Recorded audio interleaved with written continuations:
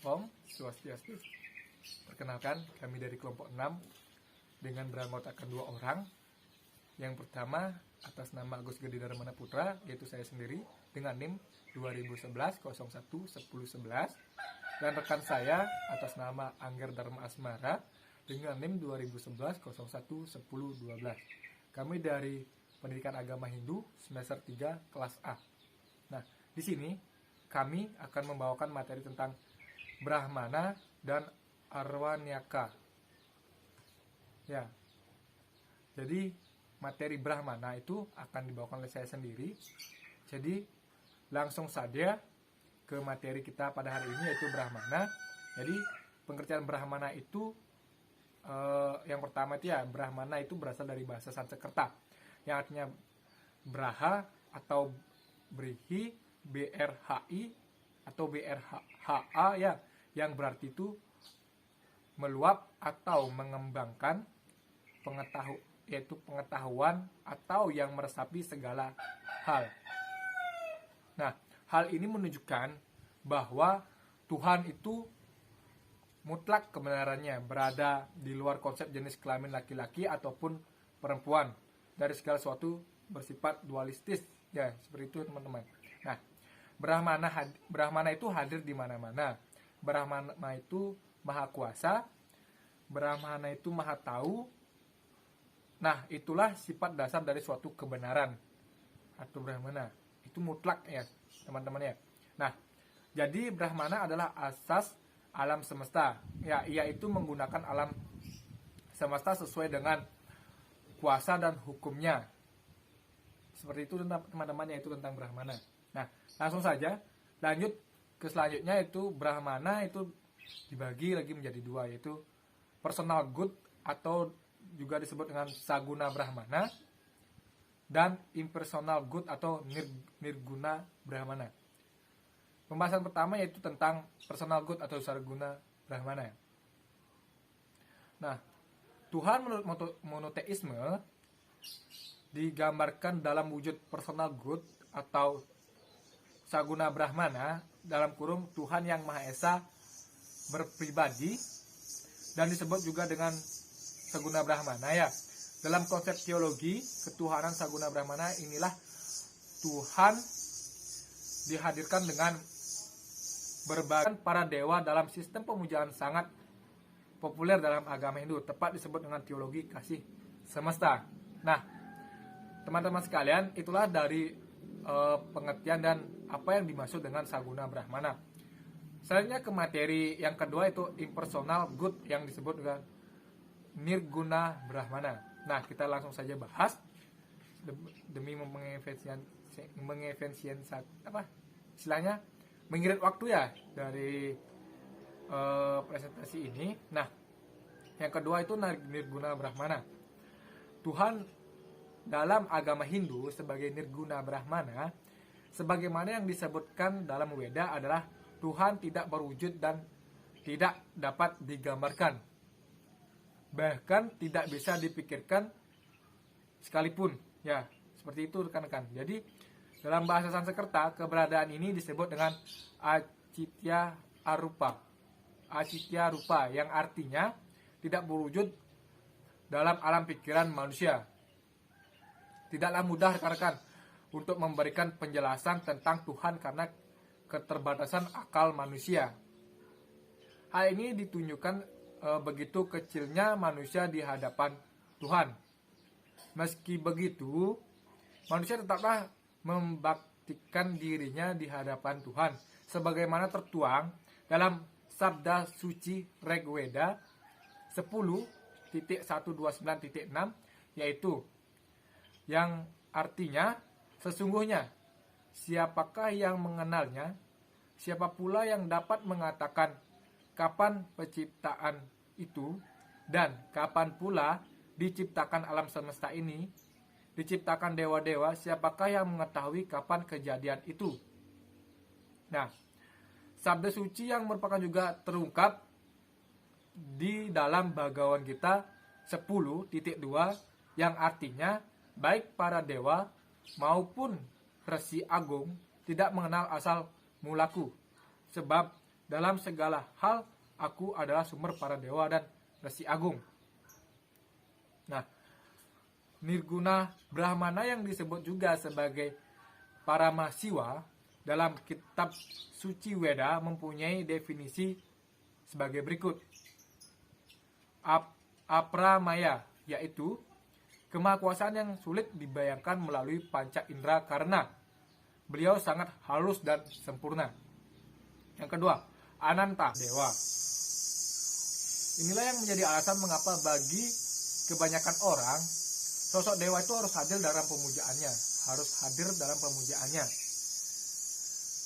dalam pemujaan kepada Tuhan. Bagi kebanyakan orang juga kehadiran Tuhan dalam manifestasinya sebagai para dewa juga masih dianggap belum mampu dihayati secara nyata.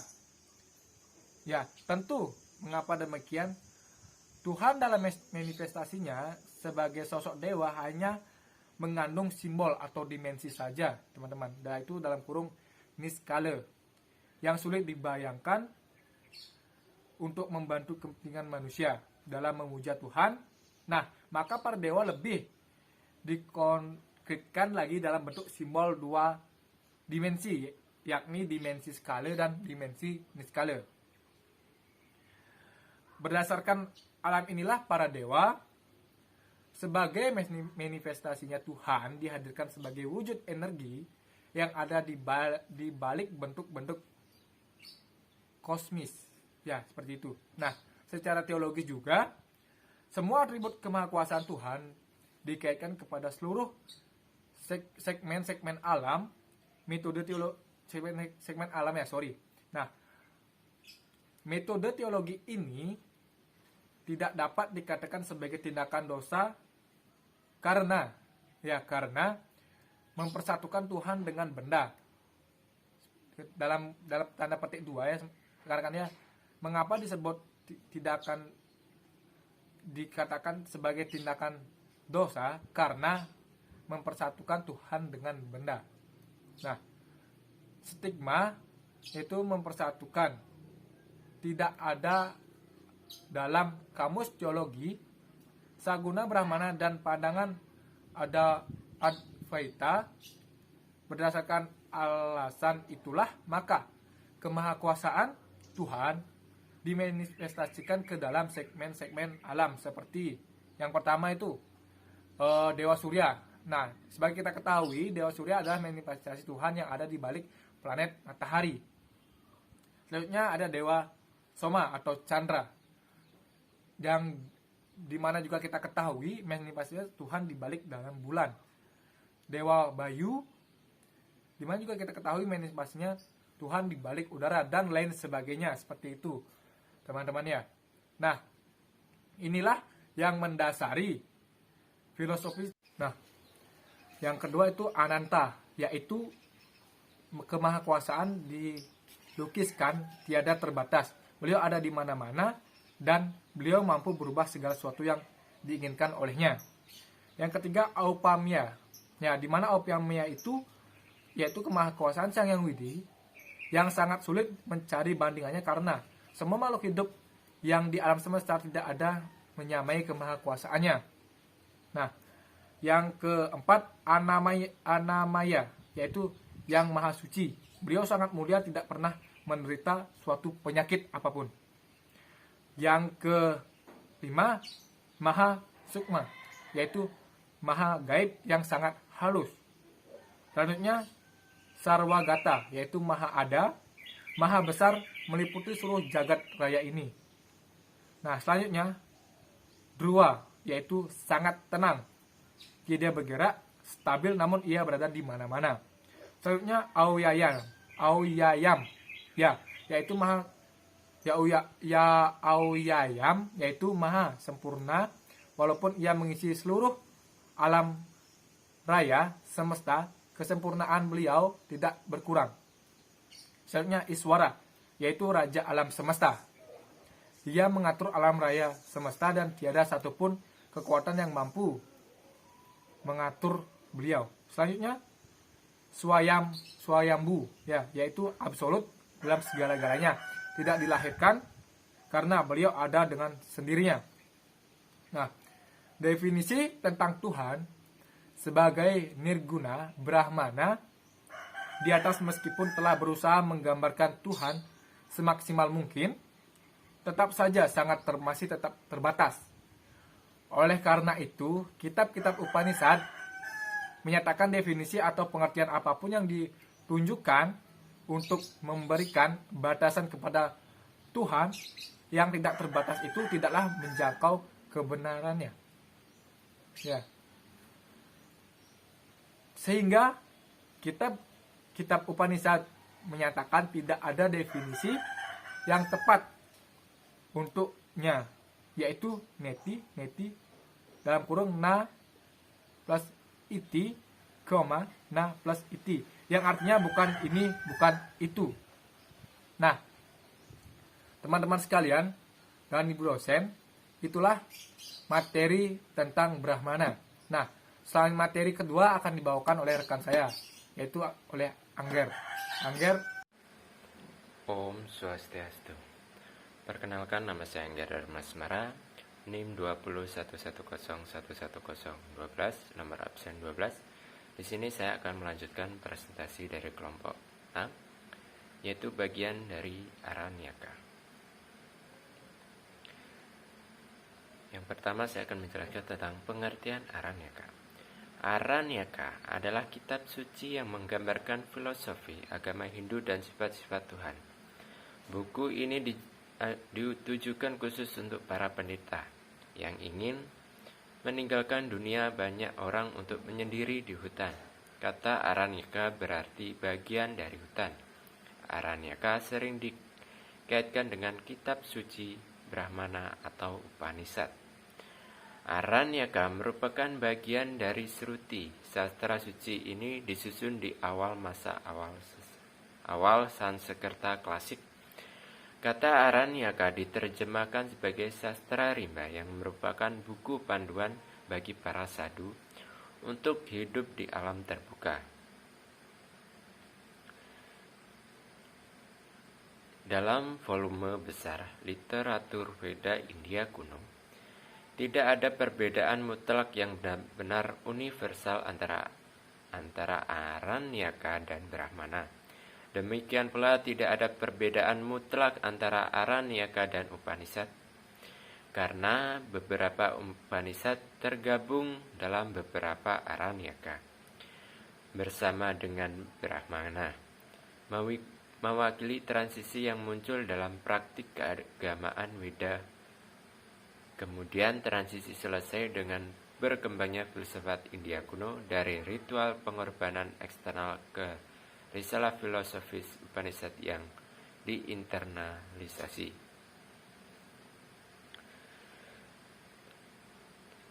Selanjutnya yaitu isi Aranyaka. Aranyaka membahas tentang pengorbanan dalam bahasa dan gaya Brahmana, dan dengan demikian terutama berkaitan dengan kinerja ritual yang tepat.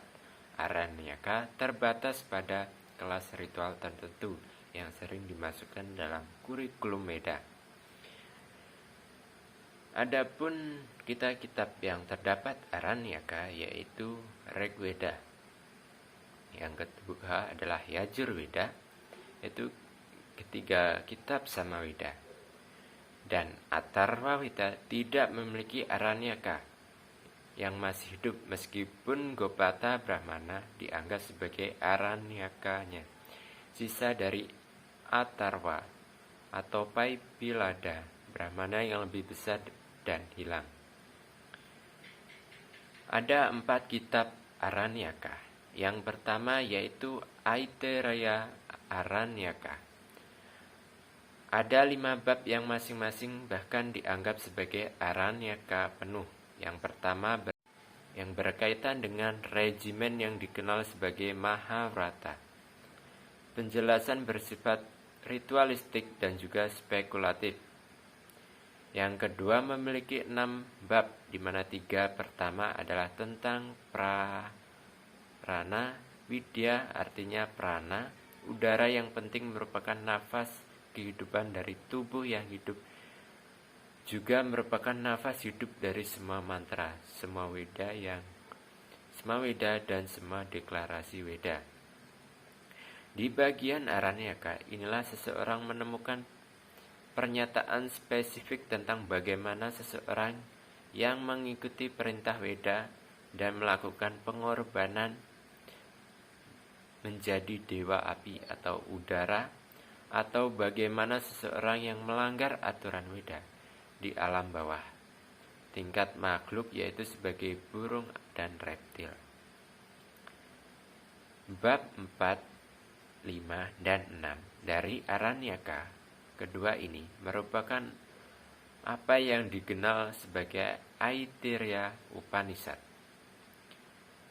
Aranyaka ketiga dalam rantai Aranyaka ini juga dikenal sebagai Samhitopanishad.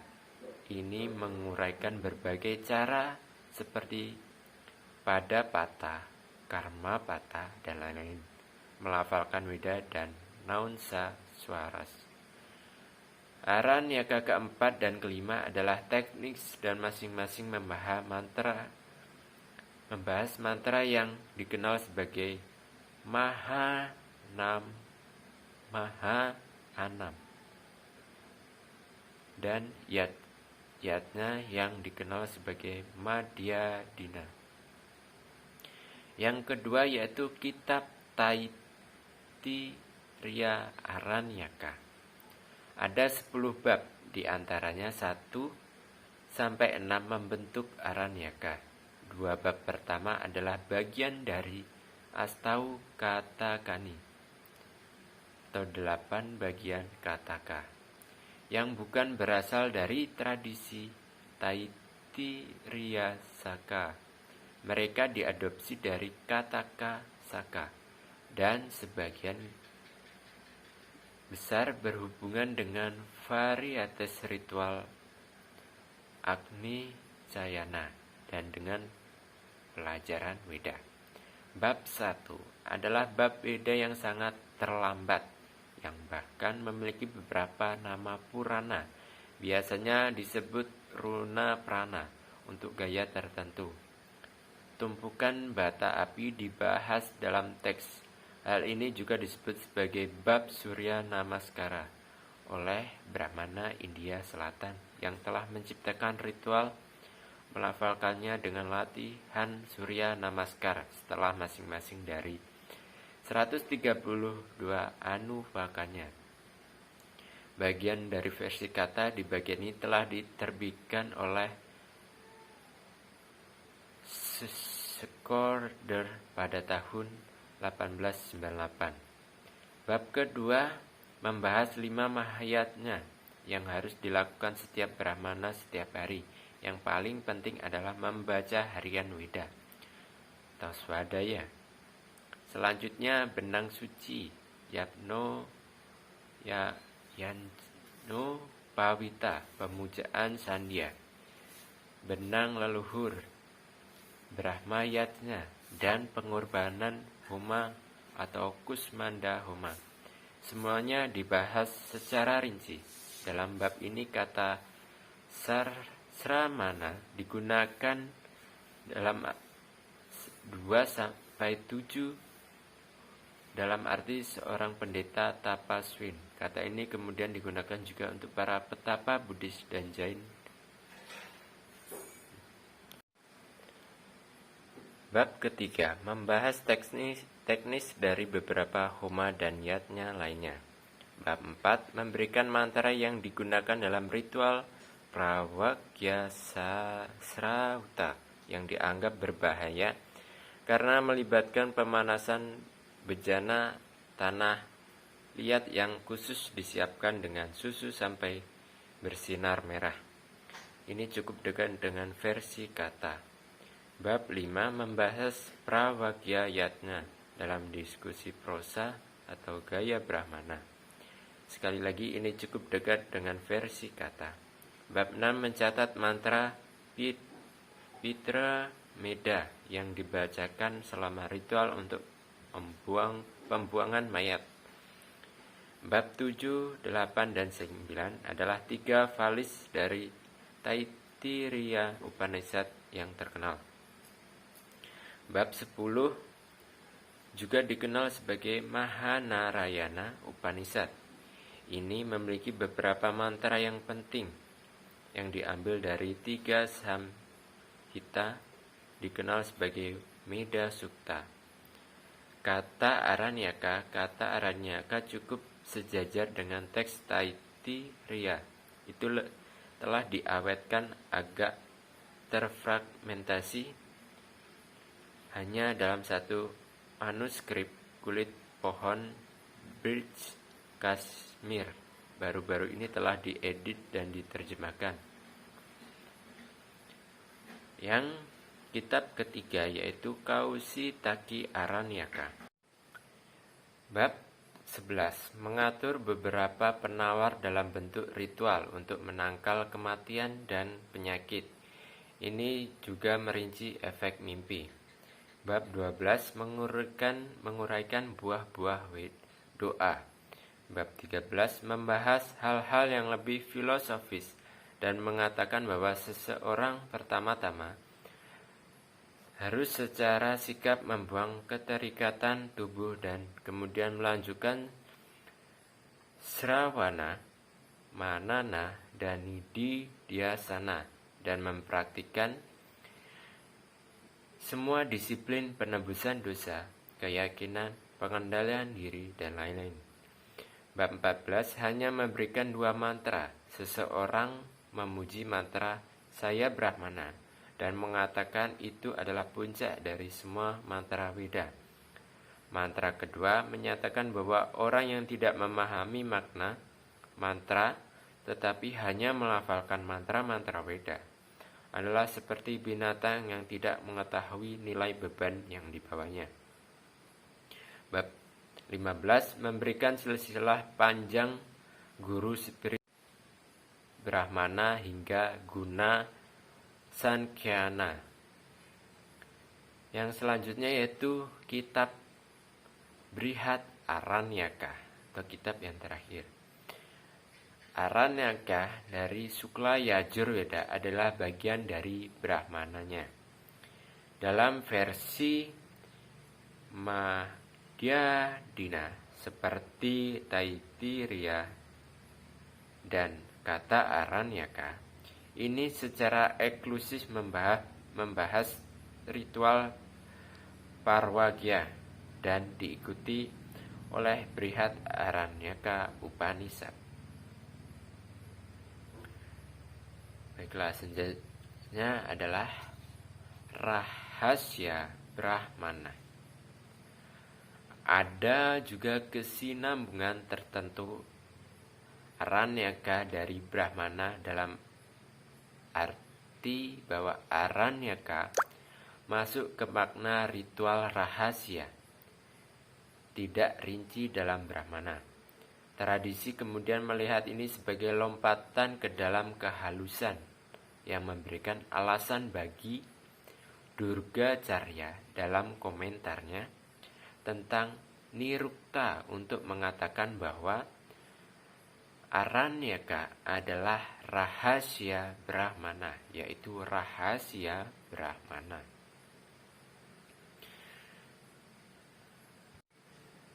Jadi dapat disimpulkan bahwa Aranyaka merupakan bagian dari Sruti, sastra suci disusun di awal masa Sanskerta klasik. Kata Aranyaka diterjemahkan sebagai sastra rimba yang merupakan buku panduan bagi para sadhu untuk hidup di alam terbuka. Aranyaka membahas pengorbanan dalam bahasa dan gaya Brahmana, dan dengan demikian terutama berkaitan dengan kinerja ritual yang tepat. Aranyaka terbatas pada kelas ritual tertentu yang sering dimasukkan dalam kurikulum Meda. Ada 4 kitab Aranyaka, yaitu Brihat Aranyaka, Taittiriya Aranyaka, Aitareya Aranyaka, dan keempat Kaushitaki Aranyaka. Buku ini sering dikaitkan dengan kitab suci Brahmana atau Upanishad yang digunakan secara bergantian sesuai dengan relevansi, dan hubungannya. Brihad Aranyaka disebut juga Brihad Aranyaka Upanishad, sedangkan Aitareya Upanishad merupakan bagian dari Aitareya Brahmana dan Kaushitaki Aranyaka yang terdiri dari 3 bab, dan ketiga adalah Kaushitaki Upanishad. Baiklah, mungkin itu saja dari presentasi dari saya.